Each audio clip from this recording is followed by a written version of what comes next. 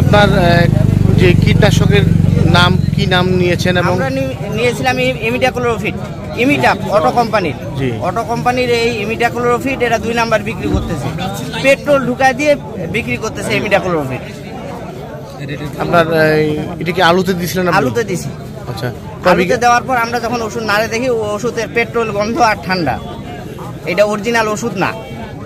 এখন প্রমাণ হয়ে যাচ্ছে এখানে ওই বোতলের গেটআপ আর এই বোতলের গেটআপ অনেক পার্থক্য। কোথায় নিয়েছেন আপনি? এই যে রাসেলের দোকানে, এটা বোদা বাজার বোদাঘাটি সংলগ্ন যে রাসেল ভাইয়ের দোকানে। রাসেল ভাইয়ের দোকানে। আপনার কয় বিঘা আলু করছেন? আমরা 70 বিঘা আলু করছি। এটা যে স্প্রেটা করছেন এটা কয় বিঘাতে করছেন? আমরা এইখানে প্রায় 30 বিঘার মতো করে ফেলছি। 30 বিঘার মতো করছি। এই বিষয়ে আপনার উপসহকারী কৃষি কর্মকর্তা বিএস ওনার সঙ্গে কথা বলছেন, উনি কি বলবেন? বিএস কথা বলতেছে, বিএস অলরেডি প্রমাণ পেয়েছে যে এটা 2 নাম্বার ওষুধ। এখন উনি বাদবাকি বিষয় দেখবে, আছে এখন এখানে। আচ্ছা, আমরা এখন কথা বলবো যে উপসহকারী কৃষি কর্মকর্তা যিনি দায়িত্বে আছেন ওনার সঙ্গে কথা বলবো। আমরা একজন কৃষকের সঙ্গে কথা বলবো, আমরা এরপরেও আরেকজন কৃষক ভাইয়ের সঙ্গে কথা বলবো। মোট কয়জন কৃষক ছিল?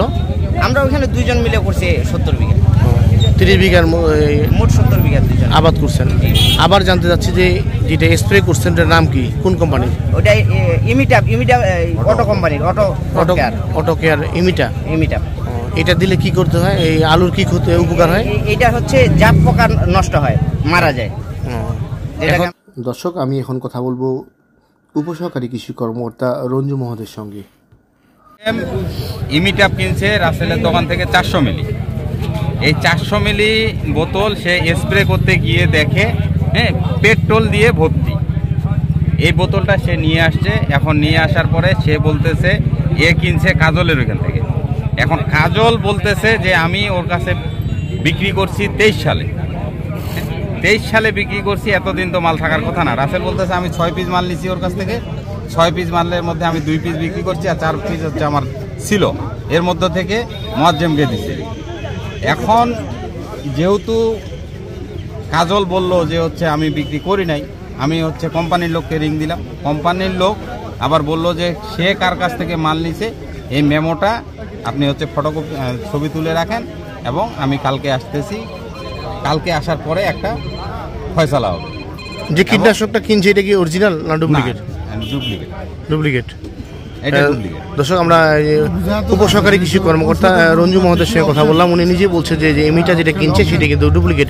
আমরা এখন ভুক্তভোগী কৃষকের সঙ্গে কথা বলবো। আমরা এখন কথা বলবো ভুক্তভোগী যে কৃষক, উনি স্প্রে করেছিলেন আজকে এবং সেই স্প্রে করার পরে উনি জানতে পেরেছে যে এই স্প্রে যে কীটনাশকের ভিতরে কিন্তু রয়েছে পেট্রোল, সেই বিষয়টি আমরা এখন কথা বলবো। ইনি কিনেছে বোদাবাজারের যে ধানহাটি এখানে যে রাসেল নামক একজন কীটনাশকের দোকান, তার কাছ থেকে। বলেন। আমি গতকালকে একটা বোতল কিনে দিয়ে আসছিলাম আমার মাঠে। 5 জন মানুষ স্প্রে করতেছে। তবে আজকে 12টা আনুমানিক 11:30 12টার দিকে ওষুধ শেষ হয়ে যায়।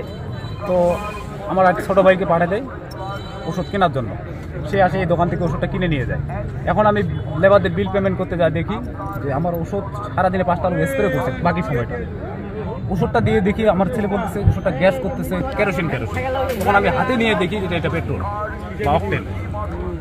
পরে আমার ওই ছোটো ভাইকে নিয়ে আসলাম যে কোন দোকানে নিছো, ওই দোকানে যাও।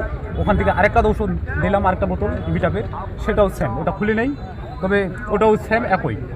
এটা টোটালটাই অকটেন।